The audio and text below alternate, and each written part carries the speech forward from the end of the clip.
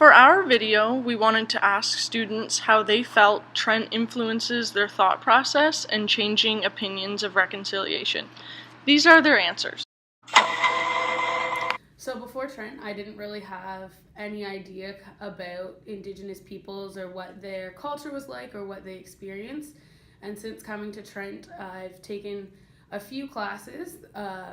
about Indigenous culture, and I think it's really interesting to learn about and important to know about some of the things that they have experienced. And Trent's very good at creating a community for people who are Indigenous and also people who, like myself, aren't Indigenous, to be able to take classes like Indigenous studies to learn more about culture and people. Prior to coming to Trent, I knew quite a bit about Indigenous history and their culture. Coming from an area that has a strong population of Indigenous people, but as a non-Indigenous person, I wasn't really sure what to do with that knowledge. So when I came to Trent, being in Indigenous studies, it helped me take the histories of Indigenous people further and how to learn how to integrate that into my future classrooms. I think Trent has shaped my opinion of reconciliation because I came to Trent and I had pieces of my culture, but I wasn't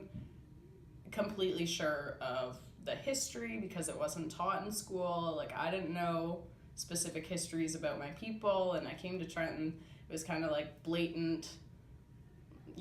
things that were left out, and you learn those, and it kind of helps you, understand why your family is the way you are or is the way that they are, and how there are these problems, and it kind of just lets you piece it all together. Most of my knowledge does come from Trent University and forms of the reconciliation, because growing up in good old Ajax, the Ontario curriculum doesn't do a very good job of implementing different we'll call them multiple truths. We'll say that. They only focused on the colonial side of the history rather than the Indigenous side, and when you learn about only from that one side, you don't really see a need per se for reconciliation. But then when you are introduced to that other information, that other way of seeing it, you see that there's 500 years at least of things that we have to reconcile for. So just by the information alone, and not even how to go about doing that yet. Well, I feel that getting more information, it feels like the more you learn, the less you know, and to an extent, it's kind of bigger than I earlier conceived, and I feel like I don't have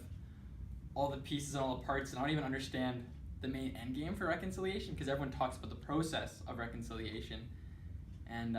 how we can kind of get there, but no one says when we're going to get there or what it will look like when we're there, and no one actually, from what I've gathered, has the same idea of what it will look like when they're there. It's kind of a lot of vague and kind of broad things, oh, people will be happier, things will be better, I hope things are better and things are happy, but I don't really know what that will look like, because no one's really told me a clear idea of what that will look like.